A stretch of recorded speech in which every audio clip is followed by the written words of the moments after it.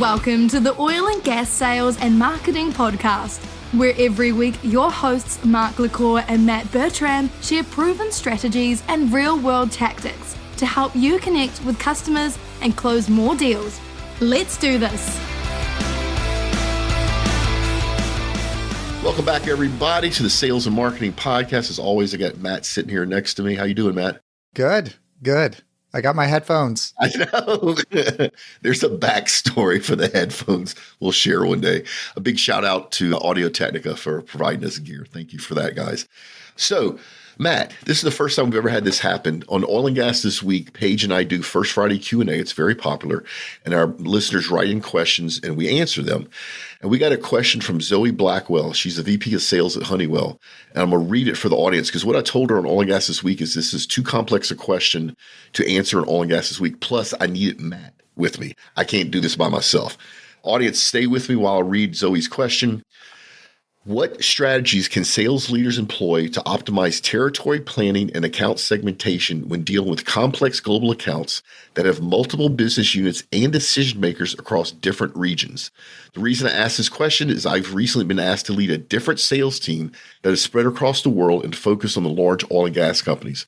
Always appreciate your insights. Please keep up the great work. Thank you for that, Zoe. Matt and I are going to try to answer this.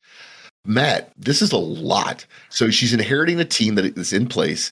It's a global account team with complex sales that's handling multiple business units, different decision makers in different geographic regions. This is probably, when you're doing account planning, this is probably almost as complex as it gets.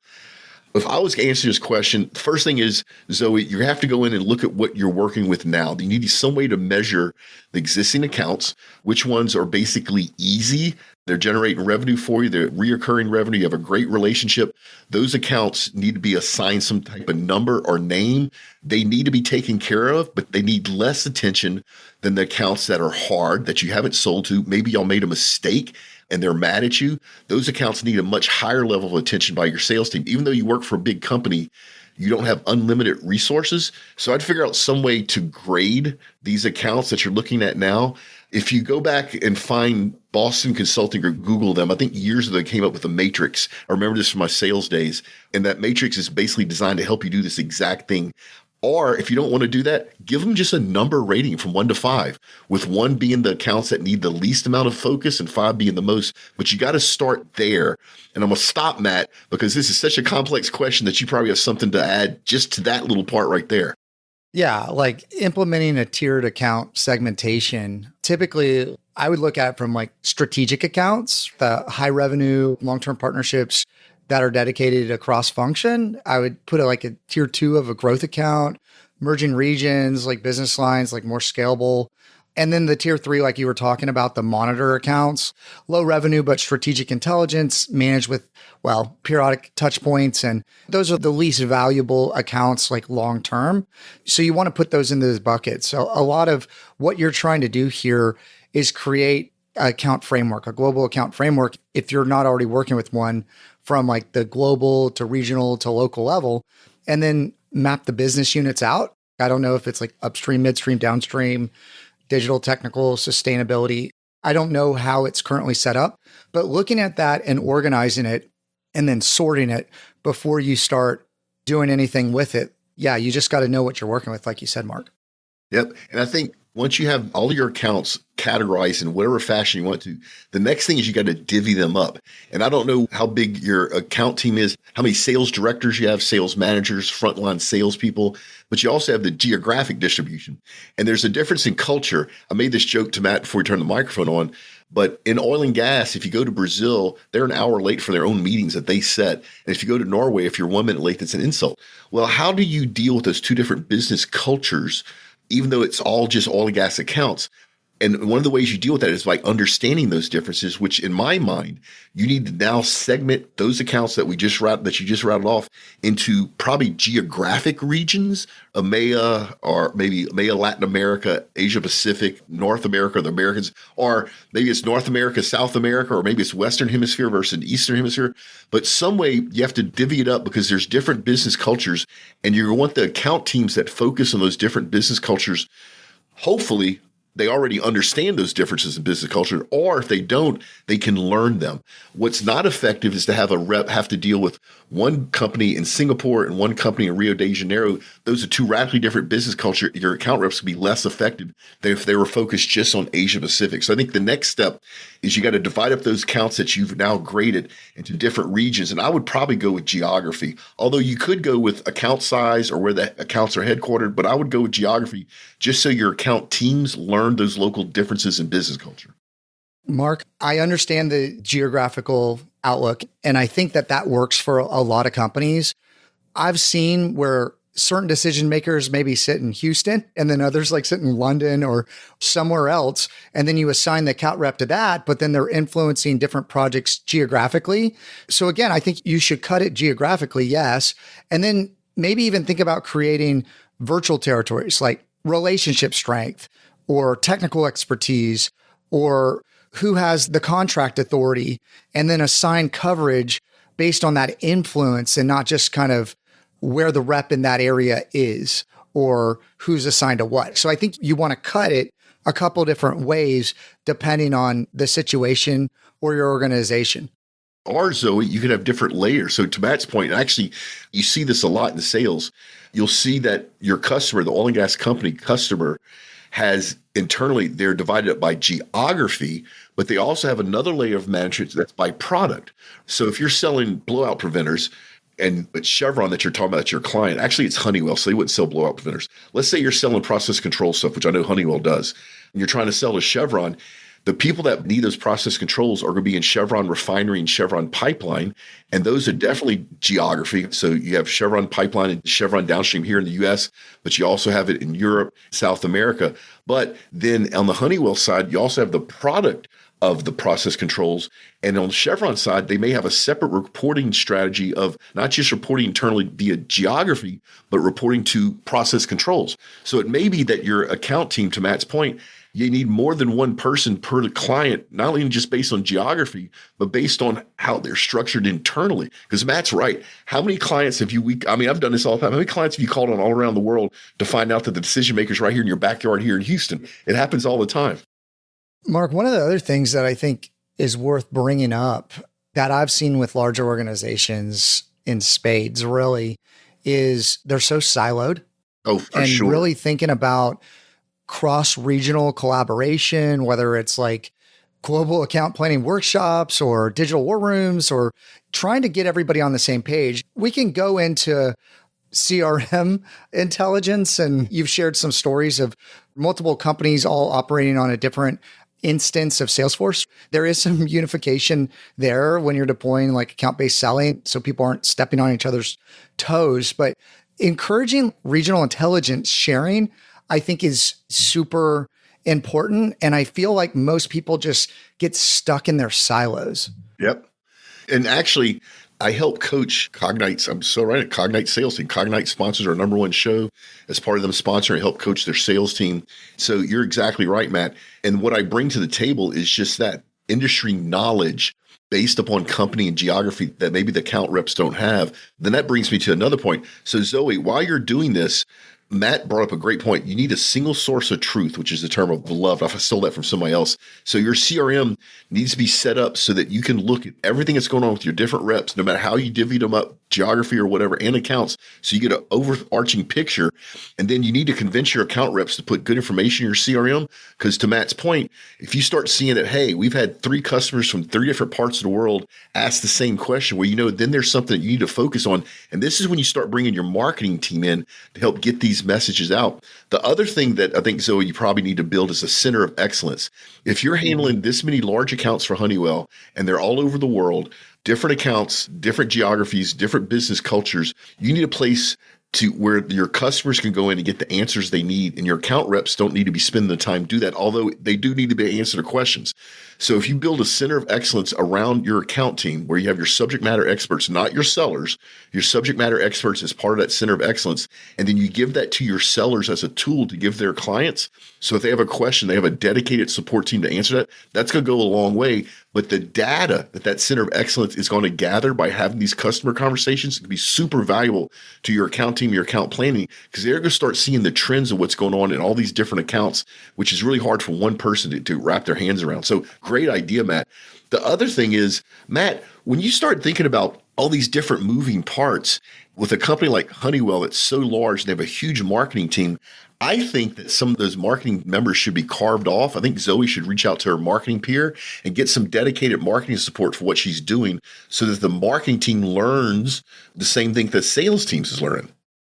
CRM intelligence that you were talking about, where you can understand the buyer signals within the, I guess, the different business units or regional pain points, North Sea ESG initiatives, or whatever it is, right? Tagging the decision-making process or the technical buyer or the economic buyer, like mapping that out in the CRM where you have that data, and then working with the marketing team, like you said, Mark, you can then take what's working or issues that you're seeing over here.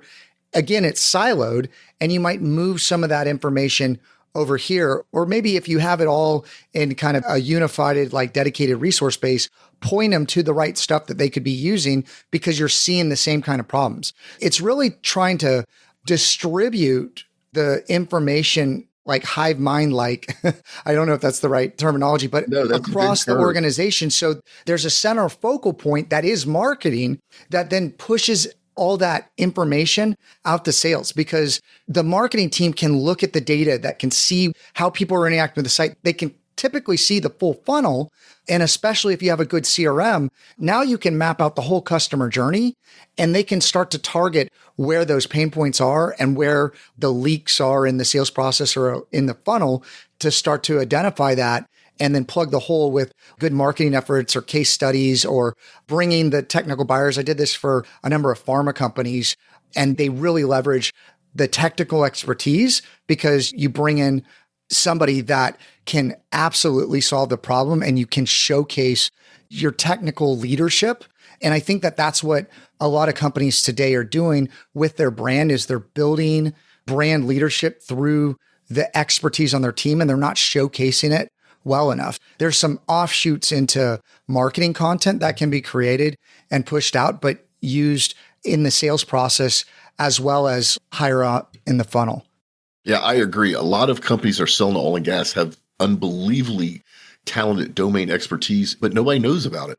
That's actually one of the things with the podcast network. Is one of the things we do is we help our listeners understand about your domain knowledge and your expertise that nobody knows about. So you're 100% right about that. The other thing though, Matt, I want to go back to one part of her question. She asked about territory planning.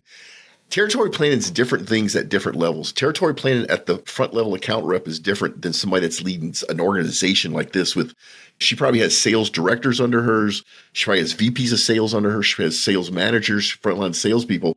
I want to talk a little bit about territory planning at that level, not the frontline level. We can talk about that later if it's valuable. But a couple things, Zoe, that nobody ever talks about when you're doing account planning at that high a level. The first thing is turnover. You're going to lose reps. You're going to have reps that are poached. You're going to have reps that are underperforming. You're going to have reps that just leave for whatever reason. So what happens when a rep leaves? How are you minimizing that risk? Especially if it's a top performing rep. A top performing rep can take a company down or a business unit down because they own those relationships. They know intimately the client's problems. When they leave, all that knowledge is just gone, unless you have somebody that shadows your top performing reps. One of the best tools, and I've led sales organizations before, one of the best things you can do for yourself, your business, and your customers is if you lead a large sales organization and you're bringing in new salespeople, instead of sticking them in the new salespeople bucket, assign them to your top performing reps and have them shadow. Let your top performing rep know that this new person is not going to take their business, not going to take their territory. They're going to be there to learn, and let your new rep understand you're here to shadow this person, make their life easier. Maybe you key punch their stuff into your CRM. But what also is going on, Zoe, is you're now doing some of that knowledge transfer between your top performing reps and a new rep, which minimizes the risk of when you have salespeople turnover. And you need to do the same thing with your entire organization structure, because you know that you're going to lose people. And what you don't want to happen is have that one critical top performing person leave and you lose half your business. The next thing is, we're going through this right now in 2025. The market changes. So we had a change in presidential administration. There's a lot of optimism in the oil and gas space right now, not just in the US, but globally. People are much more likely to be spending money right now. Did you plan for that? I can tell you right now that here at OGGN, we did not plan for this. We are so busy this year because companies are much more likely to spend marketing dollars pointed at oil and gas than they were last year because of our change in presidential administration. I didn't see it coming. We are overwhelmed. I should have seen it coming. I should have planned for it, right? But you can do the same thing. And then the other thing is, and this is in Matt's sweet spot, when you look at your sales organization, how much of what they're doing is administrative manual stuff that they shouldn't be doing instead of selling? How much of that can you take off your seller's back by buying the right tool? Now, it's up to you to figure out what those tools are. There's a bunch of them out there.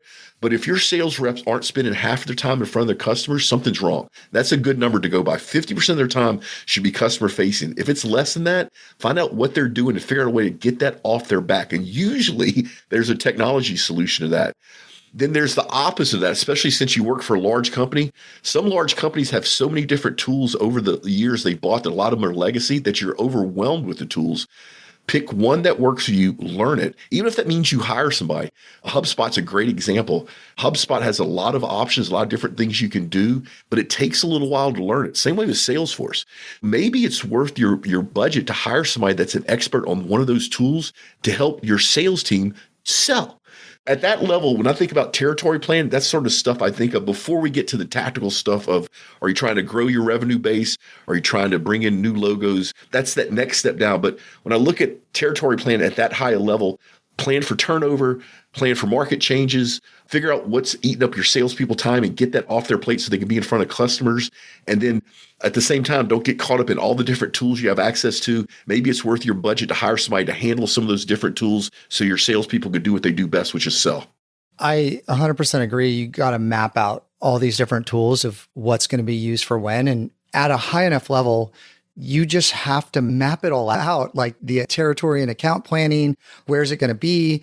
And one of the things, Mark, that you kind of touched on that I want to go back to, and I might throw something out here that could be a little radical from an automation standpoint of things that I'm starting to see. And we're starting some case studies right now or some pilots with some companies on the implementation side, is automation can help a ton, and capturing what the good reps are doing, because you lose it. Like when they leave, you lose those experienced rep, and they're taking their relationships and they're taking their knowledge. And there's a lot of apprenticeship that I think happens in sales with successful salespeople. Yeah. One of the things that we've started to do is implement like a AI note taker. Okay. And I don't know different companies like the legal, all that, but here's what I can tell you. If you can do it, implementing a note taker on account calls, on sales calls, on all that kind of stuff starts to capture the information. Okay. So not only will it give you a summary of follow-ups and checklists and things that you can do,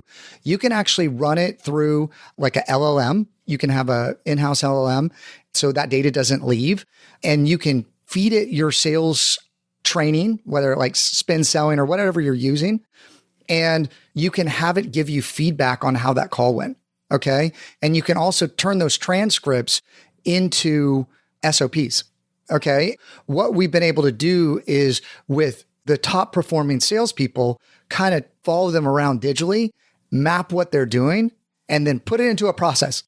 And that's been extremely powerful. You can even set up like automation triggers where after the call, it sends the host email, and it's like, here's some tips on how to improve it. When you do that at such a high level, the multiple of that 1%, 3%, 5% improvements is astronomical of how much value it can add to the organization. And to your point, a lot of times with some of these softwares, it's worth it to go get an integrator and to help set it up and train somebody. And then you got to have a dedicated person to manage that.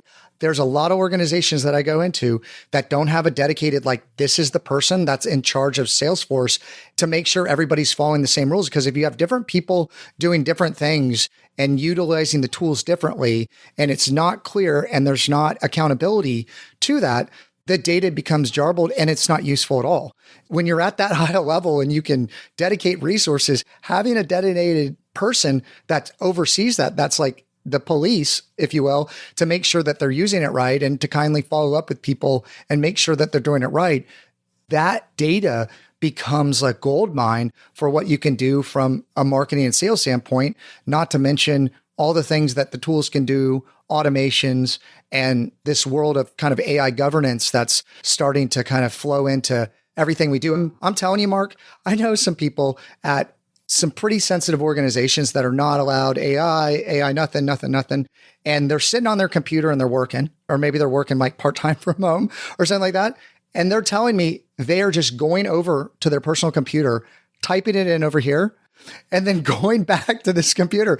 And I'm like, this is not good. So just shutting down AI that is coming really quickly or trying to push it out of the organization completely is not the right solution. It's really like from a AI governance standpoint, understanding what it is from the top down. And that's a lot more of the implementations and trainings and stuff that we're starting to do over at EWR Digital. And I just wanted to throw it out there because if you're running that many sales organizations, there's small little things that you can do to have a huge multiplier effect, increase productivity, because you lose those great salespeople and some of that stuff you can't get back. So you want to have knowledge capture as best you can. Yeah. I think it's funny you brought up the AI note takers. When I'm on calls now, a lot of times 30% of the audience, everybody's AI note taker. Just the time that didn't exist. But it's what you do with the data, Mark. Yeah. People are recording it and not even watching it. Now you have it captured. It's like you have all this data. What are you doing with the data that's intelligent? So Matt brought it back down to kind of the front line and the manager of front lines, which is good. When you're also looking at this territory account management, when you go lower down, this is where it gets hard, Zoe. This is where it's work. And this is where you probably need to depend on your VPs of sales and your directors to help you with this. Don't try to do it yourself. You got to look at geography. You got to look at the historical performance of the existing accounts. You got to look at the revenue potential. You got to look at the account size. You got to look at what type of products they're selling. What is their indication to buy? If they bought from you before, if they not bought from you before. And then you got to figure out some way to take all that information and assign it to your frontline reps and their team. So their sales managers. Actually, Zoe, the best way to do it is to hand it off to your geographic, either sales directors or sales managers, and let them have that same information and let them make the decision what account rep gets what.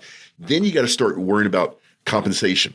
And you should, with a company as big as yours, y'all should already have rules and probably have internal people in place to help you with the compensation model. Because some parts of the world, $100 US is a lot. In some parts of the world, $100 US is not. And you got to take that into account when you compensate your reps. And remember, the goal of compensating your reps is to do one thing, to drive the right behavior. I will tell you this story because it's so long ago, I can't get in trouble.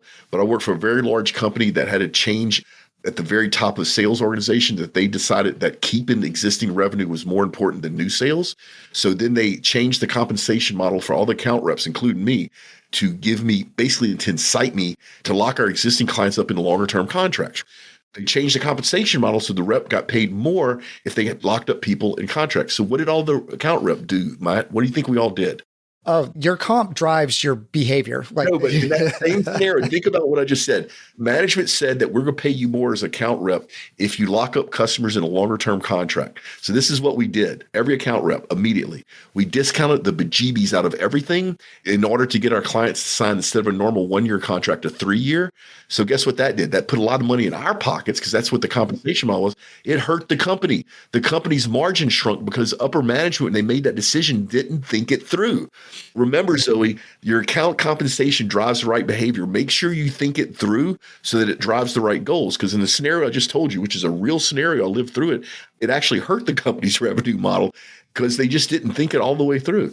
But I don't want to get too deep in the weeds on the frontline people. You have people that can help you with that. The biggest thing, Zoe, is to rely on your team. Try not to do it all yourself. And I think Matt and I probably covered at a high level a lot of stuff that hopefully is helpful to you. But just take your time. And the other thing is be ready to pivot. No matter how well you plan everything, no matter how genius your sales organization is, things are going to change, and you're going to have to notice that change and move. Especially when you work for a large old company like Honeywell, you probably don't pivot as easily as maybe some of your smaller competitors. Zoe, change that. You want to give your team a competitive advantage, make them nimble, make it okay for them to do things that you've never done before. As long as it drives the right behavior, which in this case is probably revenue, do it. From your marketing point of view, one of the things I've seen a lot of companies like yours do is they've been so successful because they've been around for 100 years that they don't worry about marketing their brand anymore. Oh, everybody knows who we are. Well, that's a mistake, Zoe, because the Honeywell that you work for now is a different company than it was 20 years ago, 10 years ago, 5 years ago. You have different products. And I guarantee you, all these existing accounts probably don't know a lot of the new stuff that you do. Bring your marketing team in, get them to do some stuff that's cool and wow and showing off what you do so that your marketing team is leveraging this new stuff to help your account team sell stuff.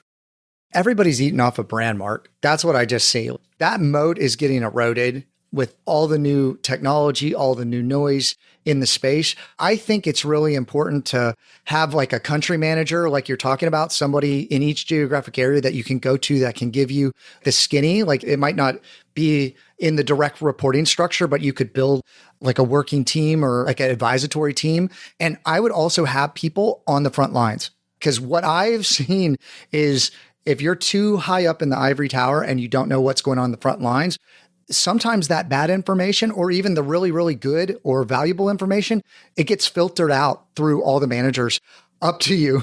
I think it's really important to have like a dedicated person at the different levels to give you the real feedback you need of what to do. And I would just end on, Mark, what you said, because I can't agree more. There's so many things that companies do that I don't even know that they do. Okay. Like personally, Mark, on the call that we had in person, I didn't know Oracle had their own CRM. I should have assumed that they did, but I didn't really know that. And I don't think about them in that mindset when I think about it. And maybe I'm not the target to who they're promoting, but I didn't know that. I have a certain viewpoint of Oracle. There's so much different things that people do today, like you said, that brand doesn't match with that. And a lot of companies, even HubSpot, I believe, is dealing with their pigeonholed into the market of this thing, and they're having to come up with a new brand or a new line or something like that. Understanding what that message is in the marketplace, what the brand stands for to most, and then how to build content around the things you want to be known for to the right audiences is incredibly important. And then to map that across the board, because we've talked about this in past podcasts, the marketing qualified leads and the sales qualified leads should be the same funnel. It should be the same funnel.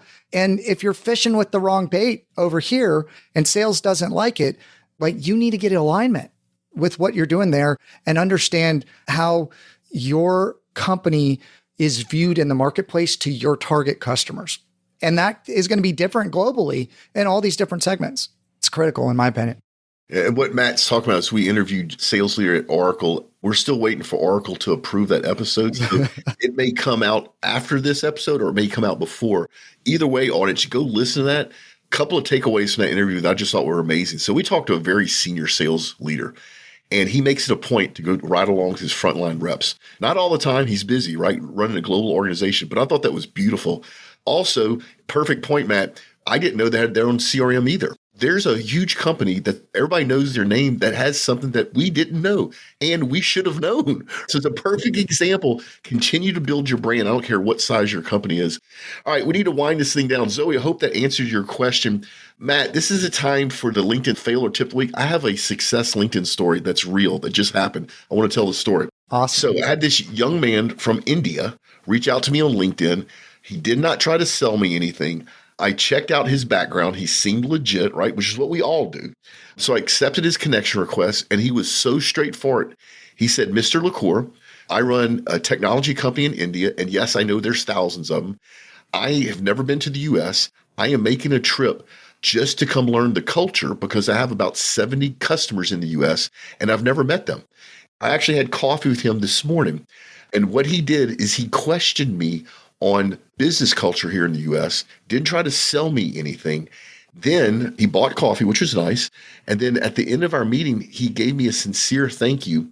And when I got in my car and I left, I got a text from him. In that text was a hyperlink, and I felt safe clicking on it because I just met with the guy. I click on the hyperlink, and it had all of their capacities of what they do. And then right next to it had a handwritten note from him saying, if you run across any companies that need these 5 things, I would appreciate a referral. Thank you. Matt, that was genius. The guy was honest, straightforward. I've never met him before. connected me on LinkedIn, flew to the US, not to meet with me. There's a whole bunch of people he wanted to meet with. I was just one of them. But one of the most successful things I've ever seen somebody do on LinkedIn in my entire life. And you know what? I'm going to help him. When I got that text that showed what they do with his handwritten note next to it, I know a company that needs one of those. And so I've already made the connection. There's a very good LinkedIn success story that happened to me literally today. And I just wanted to share it with the audience because I've never had that happen before. It was all basically him just being real and genuine. It was beautiful. I think in this world of AI, that's going to be on the rise as well. There's going to be some bifurcation of what's happening. And so you're either going to build brand or you're going to be faster, smarter, better, right? I even liked his use of technology. So I got a handwritten note, but it wasn't on a piece of paper. It was in the landing page, basically, that they built at the link he sent me to, but it was customized to me. Now, you and I both know probably one of his marketing people had created 500 of those, right? Or maybe it's even automated. However, it was genuine because I just finished having coffee with him. It's about the feeling. Yeah. That is what branding is. People buy based on the feeling, not the logic necessarily. I mean, that's got to be there, but it's about that connection. It's about, that's what a brand is, what it makes you feel like. And him as a personal brand, you're a fan. And that's awesome. Yeah, and I'm going to leave that alone because it was just beautiful. It was perfect, just like that. Which, by the way, audience, don't try to replicate that on me because I'll know you listen to this because it was so unique. The usual thing, all of Matt and I's social links are in the show notes. We're still growing the mastermind group. We need some more members. Go check it out. Links in the show notes as well. Something brand new. Matt and I are going on a world tour, sort of. So Matt and I are jumping on stage together. If you're a company that has a sales and marketing organization that's trying to sell to the oil and gas industry, reach out to us. We're doing a keynote. Happy to do it in front of your sales and marketing organization. Matt and I share the stage, and we talk about what you need to do to be successful in 2025, selling to the oil and gas industry from a sales point of view and from a marketing point of view, but we do it together. If you want to know more, reach out to me. Happy to share the details. Our calendars are filling up. So if you're interested, reach out now so you can get on the calendar. Oh, that's it, Matt. Let's get out of here. Remember, make a difference, not a sale. Thanks for listening to OGGN, the world's largest and most listened to podcast network for the oil and energy industry. If you like this show, leave us a review and then go to OGGN.com to learn about all our other shows. And don't forget to sign up for our weekly newsletter. This show has been a production of the Oil and Gas Global Network.